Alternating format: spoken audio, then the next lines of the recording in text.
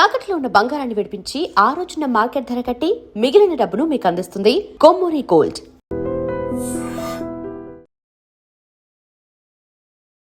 నమస్తే, welcome to I dream inside politics with కవిత.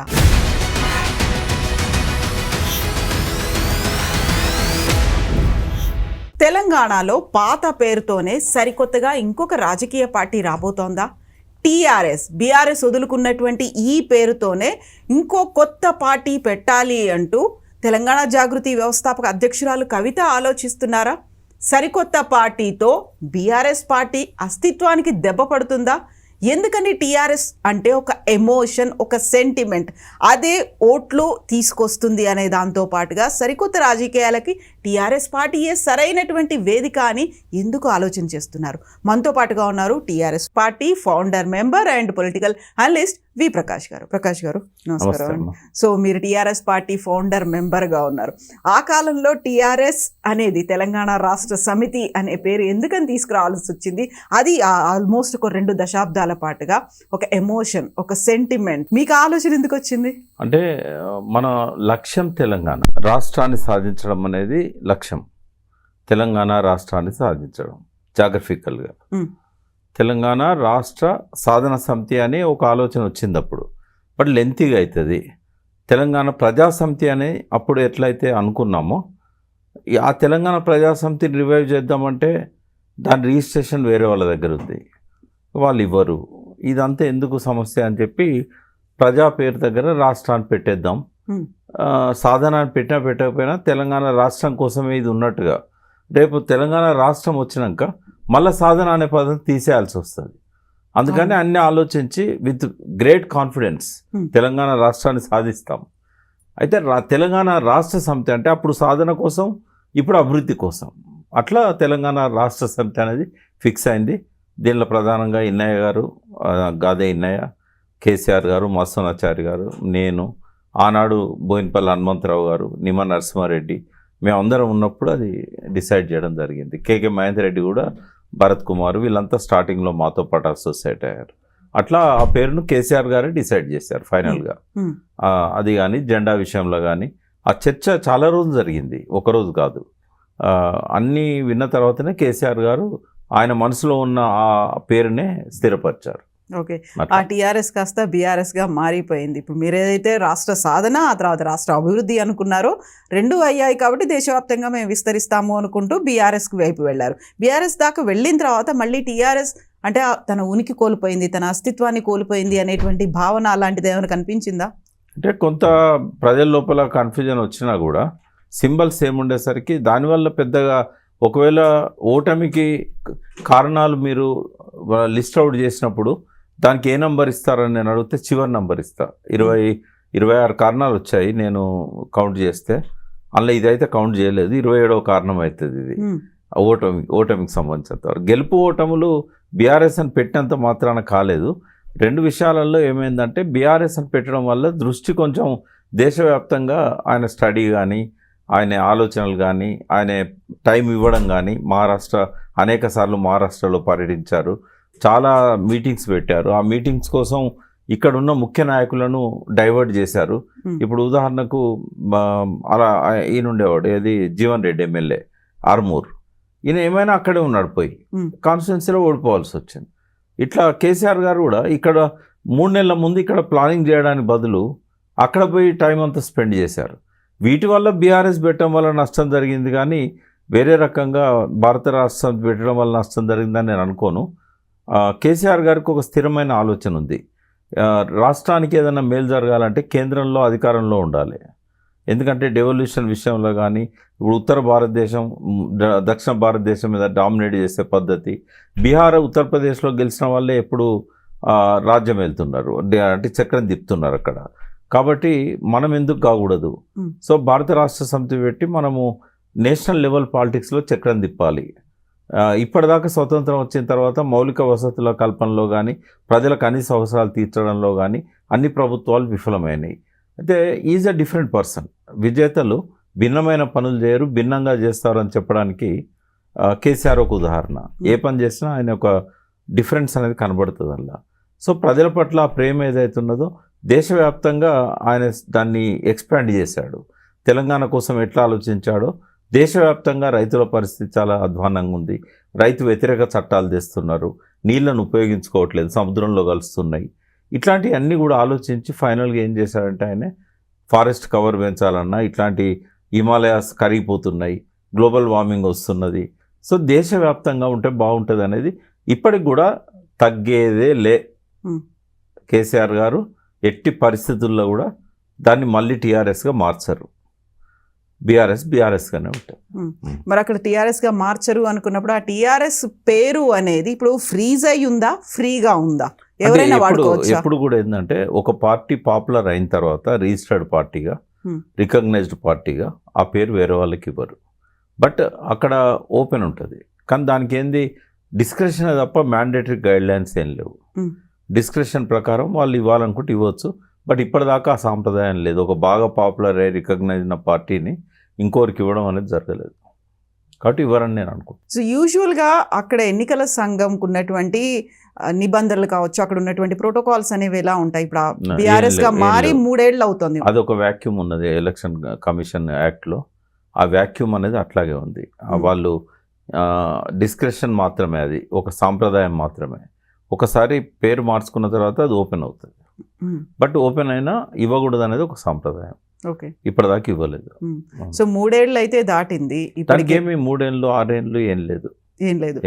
అయితే ఇప్పుడు కవిత అంటున్న మాట, టీఆర్ఎస్ పార్టీ అనేది చాలా ఫ్రీగానే ఉంది, అది మనం తెచ్చుకోవచ్చు, అదైనా రావచ్చు, సో పాత పేరే ఉంటుంది, కాకుంటే సరికొత్త ఎజెండాతో. అంటే ఏబుల్ లీడర్ ఎవరైతే శక్తివంతులైన సృజనాత్మక శక్తి ఉన్న తన బలాన్ని తను నమ్ముకున్న ఏబుల్ లీడర్ ఎంగిల్ మెతుకులు తినరు.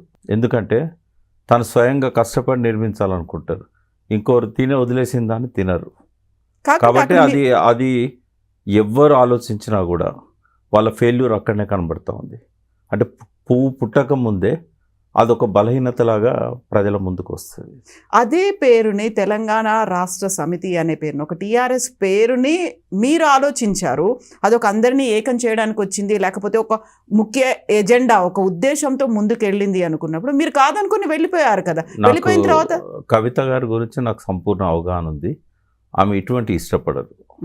ఒకరు తొడిగిన బట్టలు తోడడం కానీ, ఒకరు వదిలేసిన చెప్పులల్లో కాళ్ళు పెట్టడం కానీ, ఒకరు వదిలేసిన ఎంగిల్ ప్లేట్లో అన్నం తినడం కానీ కవిత చేయదు.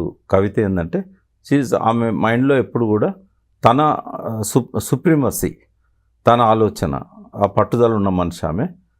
ఆ మీడియాలో ఎట్లా వచ్చిందో నాకు తెలియదు, కానీ నాకు తెలిసినంత వరకు ఆమె ఇటువంటి పని చేయదు. ఇంకెవరైనా చేస్తారేమో కానీ చాతగాని వాళ్ళు. ఆమె ఏంటంటే చేయదలుచుకుంటే ఆమె కొత్తగా పార్టీ పెడుతుంది, తిరుగుతుంది, ఎదుగుతుంది. అంతేగాని ఇంకోరి వదిలేసిన జోళ్ళల్లో, ఖాళీ జోళ్ళల్లో ఆమె కాలు పెట్టే మనిషి కాదు, ఆ రకం కాదు ఆమె. సో స్వయంగా చిట్ చాట్లోనే కవిత ఈ మాటలు అన్నారు, అది ఫ్రీగా ఉంది, అది మనం వాడుకోవచ్చు, అండ్ ఎజెండాకి సంబంధించి కూడా మనం డెసిషన్ తీసుకోవచ్చు. సిద్ధాంతకర్తలు ఆచార్య ప్రొఫెసర్ జయశంకర్ది ఏదైతే ఉందో ఆ సిద్ధాంతాలకు అనుగుణంగానే ఇది నడుస్తుంది తప్ప బీహార్ నుంచి వచ్చినటువంటి వాళ్ళు ఎవరు స్ట్రాటజిస్టులు ఉన్నారు. జయశంకర్ గారి ఫోటో మీద కానీ పేరు మీద కానీ పేటెంట్ ఎవరికి లేదు, కాబట్టి ఆయన పేరు వాడుకోవచ్చు. మా జ్యోతిరావు పూలే పేరు వాడుకున్నట్టుగా ఎవరి పేరైనా వాడుకోవచ్చు. ఆయన కావాలనుకుంటే కేసీఆర్ గారి ఫోటో కూడా పెట్టుకోవచ్చు. ఎందుకంటే ఆయన ఒక టీఆర్ఎస్కి అధ్యక్షుడు కాదు, తెలంగాణ ప్రజలకు ఒక ఆరాధ్యుడు. కాకపోతే కేసీఆర్ ఫోటో పెట్టుకోవాలని గతంలో చాలా సార్లు ఆమె ఏదన్నా పెట్టుకోనియండి. నేను అనేది ఏంటంటే నిజంగానే తెలంగాణ ఇంట్రెస్ట్తో నా పార్టీ పెట్టుకోదలుచుకుంటే కొత్త రూపంలో రావాలి. డెఫినెట్గా ఒకసారి ఈ పార్టీని వదిలేసిన తర్వాత, ఈ పార్టీ ఇచ్చిన ఎమ్మెల్సీ పదవి వదిలేసాక షీఈ్ ఫ్రీ బర్డ్. కాబట్టి ఒక సరైన దారిలో ఎదగాలని కోరుకుంటాం. మళ్ళీ ఈ అవలక్షణాలను ఎందుకు? ఇవన్నీ అవలక్షణాలు నా దృష్టిలో. ఇది ఈ పాత పేరు సేమ్ పేరును మళ్ళీ తీసుకోవడము ఇదేంటంటే ఆ జస్టిఫికేషన్ ఉండదు, మళ్ళీ అది విమర్శలకు తావిస్తుంది. ఈమెకు చేత కాదట సొంత కుంపటి పెట్టుకోవడానికి మళ్ళీ ఆ పేరే తీసుకోవాలని అని అంటారు జనాలు. కాకపోతే చాలామంది ఎదురు చూస్తున్నారు, ఒక బీఆర్ఎస్ కాదు టీఆర్ఎస్ అయితేనే బాగుంటుంది, ఒక ఎమోషన్ మాకంటూ ఒక కనెక్ట్ అనేది ఉంది, దాంతో 20 ఏళ్ల నుంచి మేము ఆ కనెక్షన్తో ఉన్నాము, అలాగే మేము ఎదిగాము, పార్టీ ఎదిగాము అనుకునేటువంటి కొంతమందిలో ఆ వాక్యూమ్ అనేది ఉంది, దాన్ని ఫిల్ చేసుకోవడం. అంటే వాళ్ళకు అర్థం కావాల్సింది ఏంటంటే ఆ పేరు మార్చడంలో ఉన్న బ్యాక్గ్రౌండ్ ఏంది, అసలు ఎందుకు కేసీఆర్ గారు బీఆర్ఎస్ అని పెట్టారు, ఇప్పుడు ఉన్న పరిస్థితుల్లో ఎందుకు వెనక్కి రావాలి, అంటే అంత కొంపే మునగలేదు. మళ్ళీ ఆయన విజృంభిస్తాడు, నెక్స్ట్ అధికారంలోకి వస్తాడు. ఆ బీఆర్ఎస్ అనేది దేశవ్యాప్తంగా స్ప్రెడ్ అవుతుంది. It takes time. 5 ఏళ్ళు పట్టచ్చు, 10 ఏళ్ళు పట్టచ్చు. రేపు ఒకవేళ అధికారంలోకి వచ్చినాక కొంతకాలం తర్వాత రాష్ట్ర నాయకత్వాన్ని కొడుకు చేతుల్లో ఇంకోరి చేతుల్లో పెట్టి అని దేశవ్యాప్తంగా స్ప్రెడ్ అయ్యే అవకాశం ఉంటుంది. కేవలం పార్టీ పేరు తీసుకున్నంత మాత్రాన ఓట్లు పడే ఎవరికైనా. పార్టీ సింబల్ కారు ఉంది, సింబల్కి ఎక్కువ ఇంపార్టెన్స్ వస్తుంది. రెండవది ఏంటంటే టీఆర్ఎస్ అని పెట్టుకోవడానికి తెలంగాణ రాష్ట్ర సమితి అని పెట్టాల్సిన అవసరం లేదు. తెలంగాణ రైతు ఏదన్నా ఎస్ అని పెట్టడానికి సమీకరణం, సంఘము, ఇంకోటో పెట్టుకోవచ్చు ఆయన. అట్లా దానికేం అభ్యంతరం ఉండదు కదా. అన్నంత మాత్రాన 3 అక్షరాలను చూసి ఓట్లు వేయరు. డెఫినెట్గా దాని లీడర్షిప్ ఎవరు, వాళ్ళ సిద్ధాంతాలు ఏంటి, వాళ్ళ గుర్తు ఏంటి, ఇవన్నీ ఉంటాయి. ఇప్పుడు ఇందిరాగాంధీ కూడా పాత కాంగ్రెస్ పార్టీని వదిలేసినప్పుడు ఆ పార్టీ ఆమెకున్న ఇమేజ్ వల్ల 370కి పైన పార్లమెంట్ సీట్లు వచ్చినాయి. ఆ పేరు మార్చుకున్నది, గుర్తు మార్చుకున్నది. ఆమె కాడెడ్ల గుర్తు పోయి ఆవుదూడ గుర్తు వచ్చింది. పాత కాంగ్రెస్ పోయి ఇందిరా కాంగ్రెస్ అనే పేరు వచ్చింది, అప్పుడు జాతీయ కాంగ్రెస్ అని. ఇట్లా పేరు మారినంత మాత్రాన కాదు, లీడర్షిప్ అనేది ఇవ్వాలి. ఇప్పుడు ఉదాహరణకు శివసేనది కూడా మనం చూసాం. ఇట్లా మనం పేరు మార్చడం అనేది అది ఒక్కటే ఓట్లను తీసుకురాదు. ఇప్పుడు దానివల్ల ఆమె బలహీనరాలనేది అర్థమవుతుంది జనానికి. ఈమె సొంత బలంతో గెలిచే పరిస్థితి లేదు కాబట్టి టీఆర్ఎస్ను అరువు తెచ్చుకుంటుంది అని అంటారు. అది కవిత గారికి అట్లా రావడం నాకు ఇష్టం లేదు. అయితే ఈ ఆలోచన ఒకటి వస్తోంది, తన చిట్చాట్లో ఆ అభిప్రాయాన్ని చెప్పారు అనుకున్న తర్వాత మళ్ళీ బీఆర్ఎస్ పార్టీకి సంబంధించి అరే మనకు టీఆర్ఎస్ ఉంటే బాగుండేది, ఒకవేళ ఇప్పుడు మనం మారకపోయినా కానీ ఈ టీఆర్ఎస్ ఇంకెవరికి పోకుండా ఉంటే బాగుంటుంది అనేటువంటి అభిప్రాయం. జాగ్రత్త పడరా, ఆ మాత్రం జాగ్రత్త పడతారు కదా. అదే పేరుతో అయితే ఆమెకు రాదు. తెలంగాణ రాష్ట్ర సమితి అనేది రాదు, అవుట్ ఆఫ్ క్వశ్చన్. జనరల్గా అట్లా ఇచ్చే సాంప్రదాయం ఎలక్షన్ కమిషన్కు లేదు. ఒకవేళ ఇవ్వాలనుకున్నా అది వీళ్ళు డెఫినెట్గా అబ్జెక్షన్ చేస్తారు. ఎందుకంటే వాళ్ళ ఒపీనియన్ అడుగుతారు, వాళ్ళకు నోటీస్ ఇస్తారు, ఇట్లాంటివన్నీ ఉంటాయి. అది ఇవ్వాలనుకున్నా నోటీస్ ఇవ్వకుండా ఇయ్యరు. కాబట్టి దాన్ని కోర్టు పోయినా కూడా ఆపగలుగుతారు. కోర్టు కూడా తన డిస్క్రిప్షన్ ఉపయోగించి ఇవ్వకూడదంటది. కాలయాపన తప్ప, టైం వేస్ట్ తప్ప ఏముంటుందమ్మా. ఉన్నదే చాలా తక్కువ సమయం. చేయండి, ఒక పార్టీ పెట్టి ఎస్టాబ్లిష్ చేయడానికి ఎన్టీ రామారావు లాంటి వాళ్లకు ఆ రోజుల్లో వాక్యూమ్ ఉన్నది, ఇమేజ్ ఉన్నది, 9 నెలలు సరిపోయింది. కేసీఆర్ గారికి చాలా టైం పట్టింది. కాబట్టి ఇప్పుడు ఎవరు పెట్టుకున్నా కూడా ఒక పార్టీని పెట్టి ఓ ఎమ్మెల్యేని గెలిపించుకోవాలన్నా కూడా 3-4 ఏళ్ళ సమయం పడుతుంది. ఇప్పుడున్న టైంలో మళ్ళీ కోర్టు స్టేలు ఇవన్నీ తలనొప్పులు ఎందుకు? అది వాళ్ళ పార్టీకి సంబంధించిన వాళ్ళు ఎవరైతే ఫ్యూచర్ పార్టీ లీడర్స్ ఉంటారో వాళ్ళు అర్థం చేసుకోవాల్సింది ఏంటంటే విధానాల మీద, సిద్ధాంతాల మీద ప్రజల్లోకి వెళ్ళండి. ఈ పేరు గొడవలో కూడా అనవసరంగా 2 ఏళ్ళు వేస్ట్ చేసుకోవద్దు. 3 పార్టీలు ఆల్రెడీ ప్రధానంగా కనిపిస్తున్నాయి. పోటీ అనేది వాటి మధ్య ఉంటుంది అనుకున్నప్పుడు అవి ప్రాపర్గా చేయాల్సినంత పని ప్రజల కోసం చెయ్యట్లేదు. ఇంకా పోరాటాలు, సమస్యలు అవన్నీ అలాగే ఉన్నాయి. కాబట్టి ఒక ప్లేస్ అనేది, ఒక వాక్యూమ్ అనేది ఉంది, దాన్ని ఫిల్ చేయడానికే కవిత వస్తోంది. అవసరం కూడా ఉంది అనేది. ఇప్పుడు ఆ అవసరం ఉంది అని మీరు అనుకోవట్లేదు? వాక్యూమ్ లేదమ్మా. తెలంగాణ పాలిటిక్స్లో ప్రజలు ఇంకొక శక్తి కోసం ఎదురు చూస్తున్న పరిస్థితి లేదు. తప్పు చేశాము అంటే వాళ్ళు తప్పు చేశామని వాళ్ళు అనుకోవచ్చు, బట్ మనము ఓడించకుండా ఉండాల్సింది అని ఆ 38% ఎవరైతే ఓట్లు వేశారో వాళ్ళు కాకుండా బయట ఉన్న సెక్షన్లో ఒక రియలైజేషన్ అనేది కనబడుతూ ఉంది. అంటే స్వయంగా విన్నా కాబట్టి చెప్తున్నాను నేను, మేము తప్పు చేశాము. కొంతమంది అయితే ఊరికే, నేను ఎప్పుడో ఎమోషనల్గా మాట అన్నా, తప్పు చేసిన వాళ్ళు చెంపలేసుకోవడంగా చెప్తో కొట్టుకోవాలని. నాకు వీడియోలు పెట్టారు, చెప్తో కొట్టుకున్నాం మేమని. వీడియోలు, చెప్తో కొట్టుకునే వీడియోలు. రైతులు అంటే నాదే పొరపాటు అనుకున్నా, అట్లా అనుకుంటూ ఉండాల్సింది అని. అయితే ఇప్పుడు రియలైజేషన్ కనబడతా ఉంది. కాబట్టి వాక్యూమ్ ఏం లేదు. ఇప్పుడు పోటీ కూడా 3 పార్టీల మధ్య కేవలం ఒక 10-15 కాన్స్టిట్యున్సీలలో ఉంటుంది. బట్ మెజారిటీ కాన్స్టిట్యున్సీలలో రేపు పెరిగే నియోజకవర్గాలతో పాటుగా మెజారిటీ కాంగ్రెస్ వర్సెస్ బీఆర్ఎస్ ఉంటుంది. ఓకే, అంతే. ఇప్పుడు టీఆర్ఎస్ కాకపోతే తెలంగాణ ప్రజా జాగృతి అనే పేరుతో తనే ఒక పార్టీ తీసుకొస్తారనేది ఇంకొక మాట కూడా వినిపిస్తోంది. అవును, పెట్టనియండి, ఎన్నెన్ని ఉండనియండి. అప్పుడు Mao communist party China chairman ఎవరైతే ఉన్నారో ఆయన అన్నాడు ఏంది, 100 ఆలోచనలు సంఘర్షించనియండి, 1000 పుష్పాలు వికసించనియండి. అంటే క్లాషెస్ అనేది ఉంటేనే ఆ సంఘర్షణ నుంచే చరిత్ర పుడుతుంది. పరస్పరం సంఘర్షించే శక్తుల మధ్యనే చరిత్ర పుట్టానన్నాడు శ్రీశ్రీ. అంటే ఎన్ని పార్టీలు వస్తే అంత మంచిది. వాళ్ళు వాళ్ళ పద్ధతిలో ప్రజల్లోకి వెళ్తారు, అవేర్నెస్ తీసుకొస్తారు, క్రిటిసైజ్ చేస్తారు. పాలక పార్టీలకు ఏవైనా కూడా ఒక భయం అనేది వస్తుంది. ఎక్కువ మంది ఎక్కువ పార్టీలు మనల్ని వ్యతిరేకిస్తున్నాయి, మనం ఇది తప్పు చేయకూడదు. కాబట్టి ఎన్ని పార్టీలు వచ్చినా కూడా స్వాగతిద్దాం. బట్ వ్యాక్యూమ్ ఉన్నదనేది మాత్రం అవాస్తవం. సో ఒకవేళ కవిత అనే కనుక టీఆర్ఎస్ఏ అని పెడితే ఇప్పుడు ఉన్నటువంటి బీఆర్ఎస్లో అసంతృప్త లీడర్లు ఎవరైతే ఉన్నారో వాళ్ళు చాలా వరకు అక్కడికి వెళ్తారు అనేటువంటి మాట. ఎప్పుడో వెళ్ళేవారు కదా, ఆమె పార్టీని వదిలినాడే ఆమెతో వెళ్ళేవాళ్ళు, వెళ్ళలే కదా. అట్లేమి ఉండదు. పార్టీలో ఉన్న అసంతృప్తి లీడర్స్ ఎవరు వెళ్ళారు, ఎవరికన్నా టికెట్ రానప్పుడు వాళ్ళు బీజేపీ దిక్కో కాంగ్రెస్ దిక్కో ఇంకో పార్టీ దిక్కో చూస్తారు తప్ప, అంటే నిజంగానే ఆ స్థాయిలో టికెట్లు ఇవ్వగలిగే స్థాయికి ఎదిగితే ఆలోచిస్తారు. ఇప్పుడు ఉదాహరణకు ఒక ఎగ్జాంపుల్ చెప్తా. గతంలో 2004లో కాంగ్రెస్ బీఆర్ఎస్ అలయన్స్ అయినాయి. టీఆర్ఎస్ గద్వాల అరుణ గారికి, తర్వాత ఇంకొక దగ్గర ఎక్కడనో వాళ్ళకు టికెట్లు ఇవ్వలేదు కాంగ్రెస్. ఇవ్వకపోతే వెతుక్కుంటూ పోయి జనతా పార్టీ టికెట్ తెచ్చుకొని గెలిచారు. ఇప్పుడు కూడా చాలామంది మన కవిత సింబల్ ఏదో ఉండే కదా, రిపబ్లికన్ పార్టీదా, టైగర్, అదే మన సుభాష్ చంద్ర ఫార్వర్డ్ బ్లాక్ టికెట్లు తెచ్చుకున్నారు. అంటే అట్లేమన్నా టికెట్లు ఇస్తారేమో కానీ ఎవరు అసంతృప్తివాదులు అయితే నాకు తెలిసి పోయేది కనబడదు మనకు.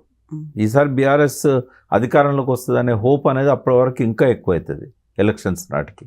అయినప్పుడు టికెట్ రాకుండా ఏమన్నా చేసుకోవచ్చు అని అనుకుంటారు తప్ప టికెట్ల కోసం ఇంకోటి కాన్స్టిట్యున్సీస్ పెరుగుతున్నాయి కాబట్టి అకామిడేట్ చేయడం కూడా పార్టీకి ఈజీ అవుతుంది. ఓకే, సో అదే బీఆర్ఎస్ పార్టీకి సంబంధించి 2 కీలక నేతలకు ఊహాగానాలు విపరీతంగా వినిపిస్తున్నాయి. అందులోనూ ప్రధానంగా వినిపిస్తోంది కాంగ్రెస్ సీనియర్ లీడర్, మాజీ ఎమ్మెల్యే, మాజీ ఎమ్మెల్సీ జీవన్ రెడ్డి గారు బీఆర్ఎస్ పార్టీలో జాయిన్ అవుతారు. ఆయన కూడా ఒక డెసిషన్ తీసుకోబోతున్నారు, అనౌన్స్ చేస్తారు అనేది. అంటే అక్కడ ఆల్టర్నేట్ లేదు ఆయనకి. ఇప్పుడు సంజయ్ గారు ఇందులోంచి అందులో పోయారు, ఆయనకు టికెట్ కన్ఫర్మ్ అవుతుంది. నెక్స్ట్ ఆయన టికెట్ కన్ఫర్మ్ అయినాక ఈయన ఏ పార్టీలో పోవాలి? ఆయన సెల్ఫ్ మేడ్ లీడర్, ఆయనే ఒక అసెట్ ఏ పార్టీకి అయినా. ఆయన బీజేపీని అడిగినా టికెట్ ఇస్తారు, టీఆర్ఎస్ని అడిగినా టికెట్ ఇస్తారు. కాబట్టి రెండిట్లో ఏది ప్రిఫర్ చేయాలనేది ఆయన ముందున్న సమస్య. కొత్త పార్టీ పెట్టలేడు ఒక్క కాన్స్టిట్యున్సీలో, సో ఆయన బీఆర్ఎస్ని ప్రిఫర్ చేస్తాడు. Win win situation. సంజయ్ పోయినందుకు ఆ స్థానాన్ని గెలిపించుకోవాలని బీఆర్ఎస్కి ఉంటుంది. ఉన్నప్పుడు Jeevan Reddy is the best option అవుతారు. జీవన్ రెడ్డిలో కొన్ని మంచి క్యారెక్టర్స్ ఉన్నాయి. ఒకటి, మోస్ట్ సీనియర్ లీడరే కాకుండా నాన్ కరప్టెడ్.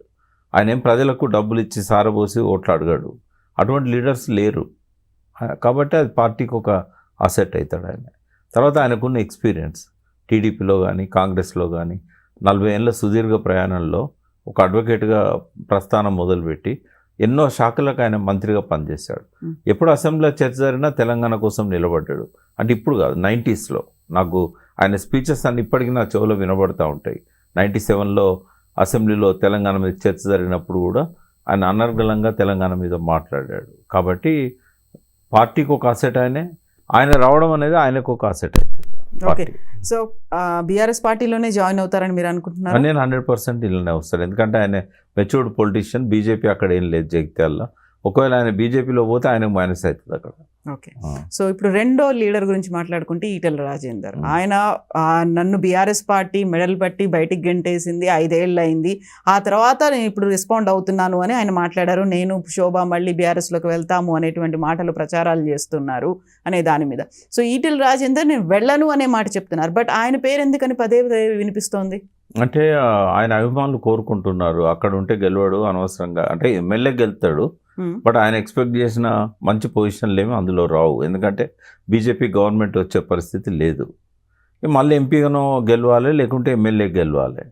అయితే ఇవాళ ఉన్న సిచ్యువేషన్లో ఆయన కొంతకాలం మంత్రిగా ప్రజల మెప్పు పొందాడు.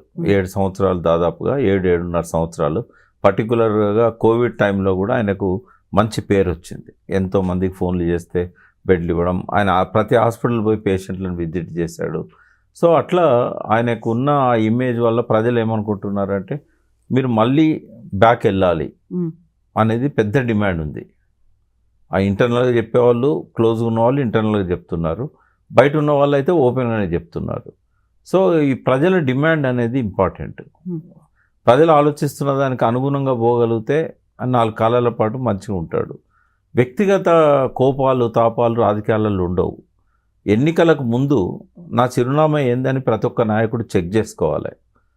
ఇక్కడ ఉంటే నీకు ఉపయోగం లేదనుకున్నప్పుడు గదో పట్టుకోనో కడుపులో తలబెట్టో కాళ్ళు పట్టుకోనో తనకు అనుకున్న పార్టీలోకి ఎవరైనా పోవాల్సి వస్తుంది. ఎందుకంటే అది ఒకరోజు అవమానం కావచ్చు, మనకిష్టం లేని పని కావచ్చు, కానీ శాశ్వతంగా ఒక మంచి స్థానం దొరుకుతుంది.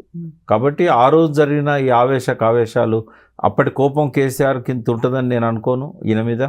ఈయనకు కూడా కేసీఆర్ మీద నన్ను ఇట్లా చేసిండే అవమానపరిచిండే అనే కోపం శాశ్వతంగా ఉంటుందని నేను అనుకోను. రాజకీయాలలో ఇద్దరు మెచ్యూర్డ్ పీపుల్, కేసీఆర్ అయినా రాజేందర్ అయినా. కాబట్టి ఈ కోపాలు తాపాలు వాటిని ఇంకా కంటిన్యూ చేస్తారని నేను అనుకోను. డెఫినెట్గా వచ్చే అవకాశం అయితే ఉంది. కాకపోతే ఎప్పుడు అనౌన్స్ చేస్తారనేది వీ హ్యావ్ టు వెయిట్. ఇప్పుడు ఆయన అంత సీరియస్గా వాయిస్ చెప్పారు, వెళ్ళను, అంగీలు మార్చినంత ఈజీ కాదు రాజకీయ పార్టీ మార్చడం అంటే, అలాంటి పని నేను అస్సలే చేయను, ఒకసారి మారడమే తప్పు, అలాంటిది మళ్ళీ ఇంకోసారి ఆ తప్పు చేయను అని అన్న తర్వాత కూడా మళ్ళీ వెళ్తారు అనే స్కోప్ కనిపిస్తుందా? ఆయన క్విట్ చేసినప్పుడు అది అంటే నేనేమంటున్నా అంటే, ఆనాడున్న ప్రత్యేక పరిస్థితులలో ఆయన అందులోంచి బయటకు వచ్చాడు కదా. ప్రజల అవసరాల కోసం, ప్రజల ఆలోచనల కోసం తన అభిప్రాయాలను కూడా మార్చుకొని తలవంచాల్సి వస్తుంది ప్రజల నిర్ణయానికి. రాజకీయ నాయకుడికి ప్రజలే గిట్టరాయి. తనన్నా ప్రజలను లీడ్ చేయాలి తన ఆలోచనలకు అనుగుణంగా. అది సాధ్యం కానప్పుడు ప్రజల ముందు తలవంచాలి. కాబట్టి ప్రజలు కావాలనుకుంటున్నప్పుడు ఆయన రావాల్సి వస్తుంది, ఆయనకు తప్పదు. ఓకే, నేనైతే అందులో ఇంతకంటే పెద్ద స్థానం ఆయనకు వస్తుందని నేను ఆశించట్లేదు. బీజేపీలో కనీసం స్టేట్ ప్రెసిడెంట్ కూడా ఇవ్వలేకపోయారు. ఇక బీసీ ముఖ్యమంత్రి ఏం చేస్తారు వాళ్ళు? ఇంకా టైం ఉంది కదా, ఎలక్షన్స్కి ఇంకో 2 ఏళ్ల కాలం ఉంది కాబట్టి వాళ్ళ ఆలోచన సరళి ఫస్ట్ ఏంటంటే ఏ పదవి ఇవ్వాలన్నా ఆర్ఎస్ఎస్ బ్యాక్గ్రౌండ్ ఫస్ట్ ఉండాలి.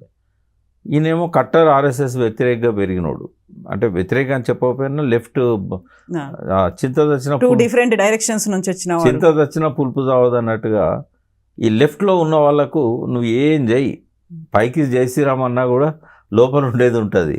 కాబట్టి వాళ్ళు హార్డ్ కోర్ వాళ్ళకే పదవులు ఇస్తారు. ఆర్ఎస్ఎస్ వెనకాల టచ్ ఉందా లేదా అనేది చాలా కీలకం. బట్ అదేమన్నా మిరాకిల్ జరిగితే చెప్పలేము రాజేందర్ విషయంలో.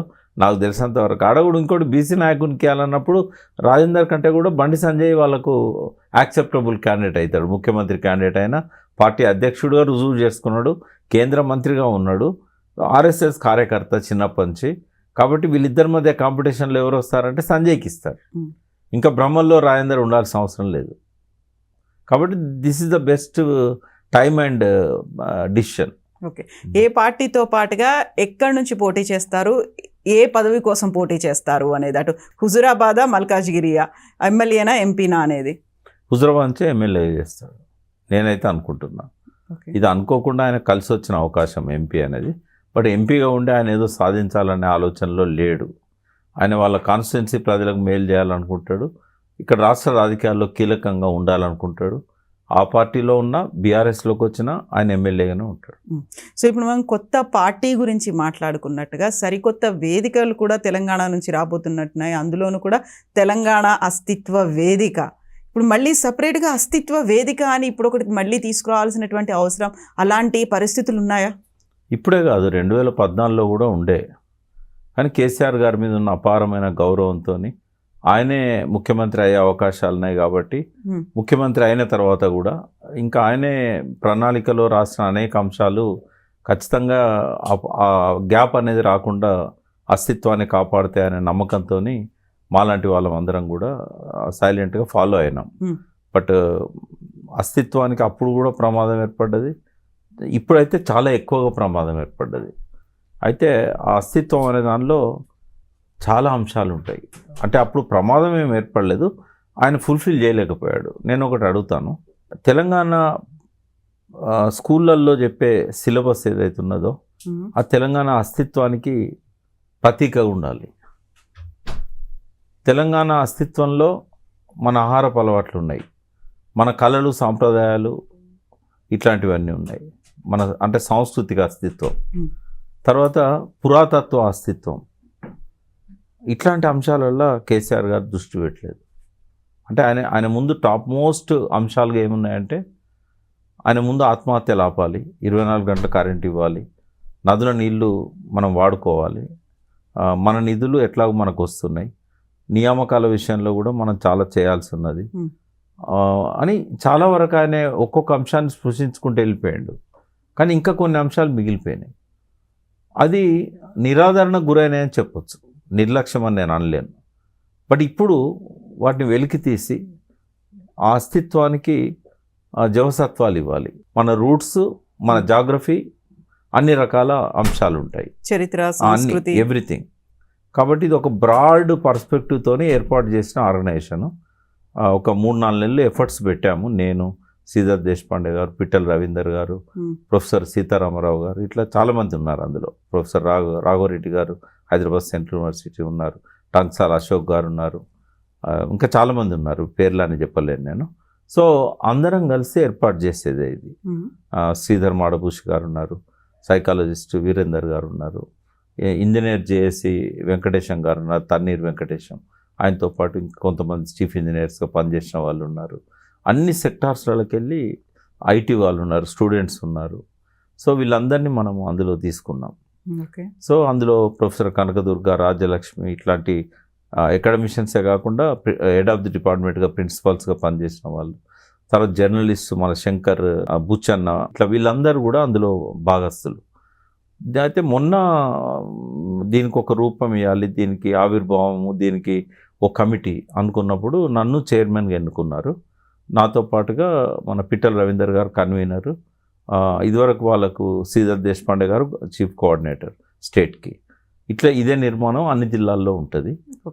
దీనిలో ఏంటంటే ఎంతోమంది బీసీ అస్తిత్వవాదం కోసం పనిచేసే వరంగల్ నుంచి వేణు అని ఇట్లాంటి వాళ్ళు కూడా, అంటే కొన్ని డిమాండ్స్ వస్తున్నాయి.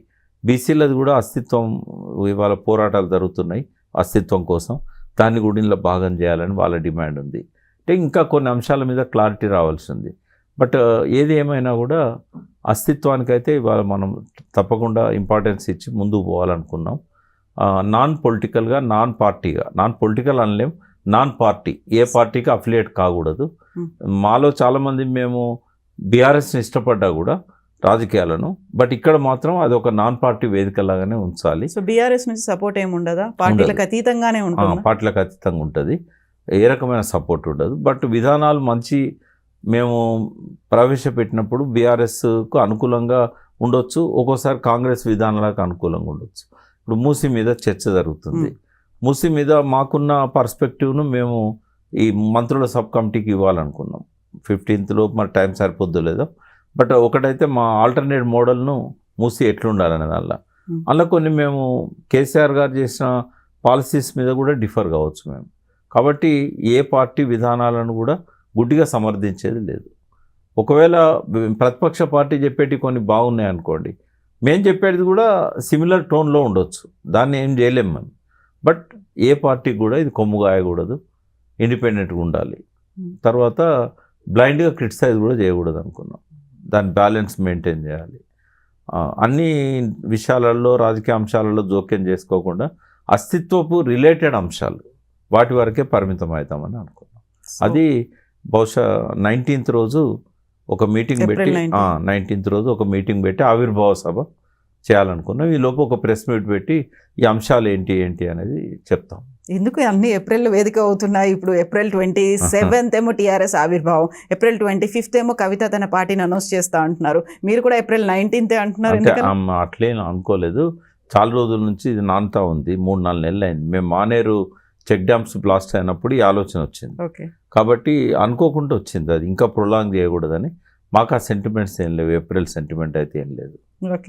ఫస్ట్ మీ ఐ డ్రీమ్ ద్వారానే నేను ఈ వేదిక ఏర్పాటును, ఈ వేదికకు కమిటీ ఏర్పడ్డ విషయాన్ని మీ ద్వారానే మా సభ్యులకు కూడా తెలియజేస్తున్నాం. ఎందుకంటే చాలామంది రాని వాళ్ళకు ఇంకా మేము షేర్ చేయలేదు, బట్ ఫస్ట్ టైం మీ ముందు చేస్తాం. ఓకే, ఇప్పటికీ మనకి తెలంగాణకి సంబంధించి బోల్డ్ అని సంఘాలు, వేదికలు, పార్టీలు ఇవన్నీ ఉన్నాయి. గతంలోనే తెలంగాణ రాజ్యాధికార పార్టీ బీసీలందరినీ ఏకం చేయడానికి మల్లన్న ఒక పార్టీని తీసుకొచ్చిండ్రు.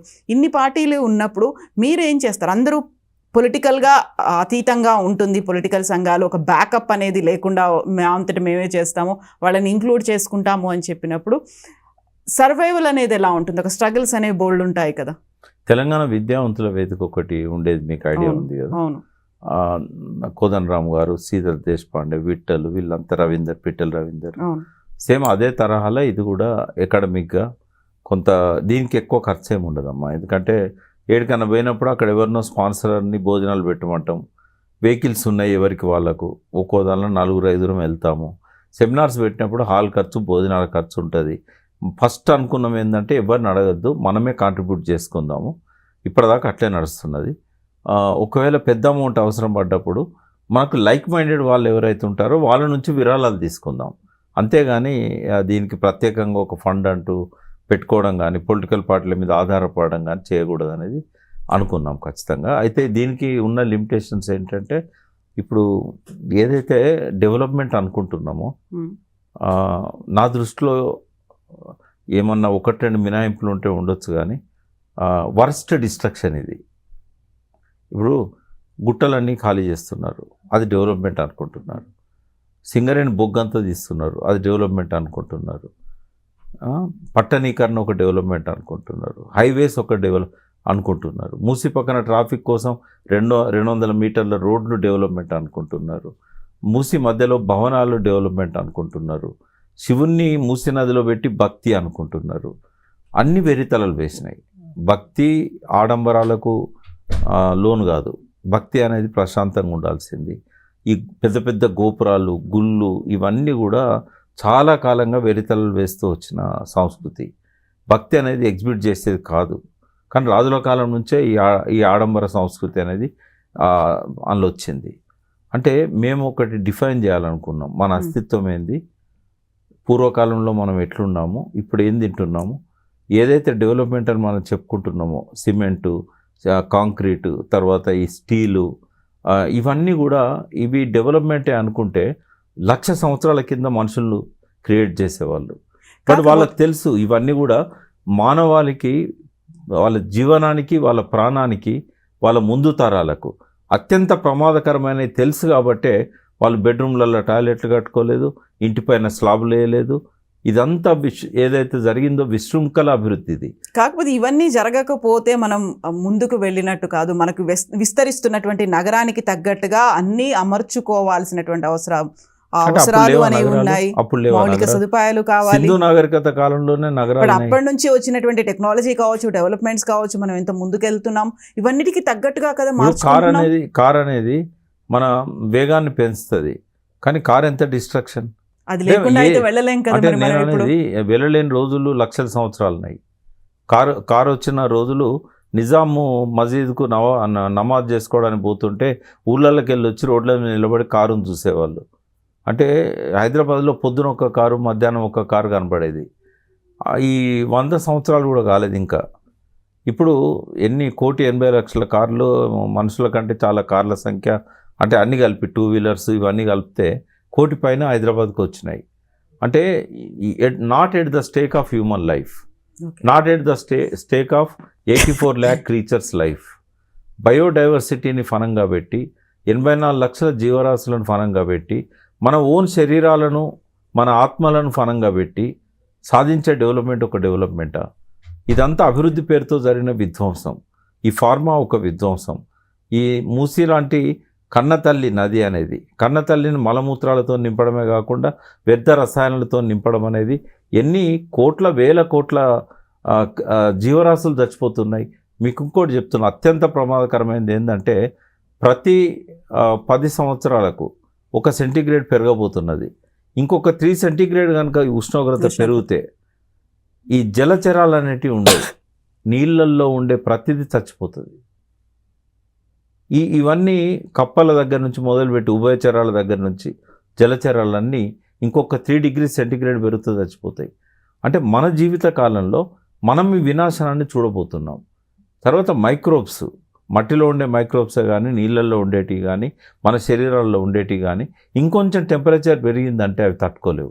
అయితే ఇది మీరు అనుకుంటున్న ఆలోచన కేవలం తెలంగాణకే పరిమితం అవుతుందా? తెలంగాణలోనే ఇవన్నీ జరగట్లేదు కదా, ప్రపంచవ్యాప్తంగా గ్లోబల్ వార్మింగ్ ఉంది. ఎక్కడో ఒకడ మొదలు కావాలి కదా. తెలంగాణలో తన అస్తిత్వం గురించి మేము కొట్లాడతాం, తెలంగాణ అస్తిత్వం గురించి. పక్కన తమిళనాడులో వాళ్ళ అస్తిత్వం గురించి వాళ్ళు కొట్లాడతారు. ఇది పాన్ ఇండియాకు స్ప్రెడ్ కావచ్చు. దేశ సస్టైనబుల్ డెవలప్మెంట్ గోల్స్ అని ఐక్యరాజ్య సమితి పెట్టింది.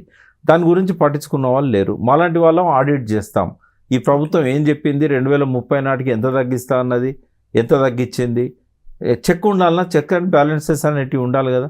ఎవరు పట్టించుకుంటున్నారు? పోటీలు పడి గ్లోబల్ వార్మింగ్కు కారణమవుతున్నారు.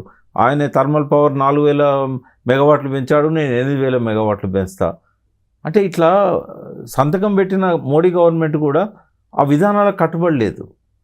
మరి ఎవరు పట్టించుకోవాలి? ఫ్యూచర్ ఇప్పుడు మీ మనవరాలి పిల్లల యొక్క భవిష్యత్తు గురించి ఆలోచించాలి. సరే మీ బిడ్డ ఎట్లా బతుకుతుంది, మనవరాలు ఎట్లా బతుకుతుంది, కానీ మనవరాలి బిడ్డలు వచ్చే నాటికి 50 డిగ్రీలు 60 డిగ్రీలు సెంటీగ్రేడ్ అయితే ఏం దీన్ని బతుకుతారు? 30 డిగ్రీల సెంటీగ్రేడ్ అయితేనే వరి పండదు. వర్షాకాలంలో కొంచెం కూల్ ఉంటుంది కాబట్టి వరి పండుతున్నది. ఏం దీన్ని బతకాలి?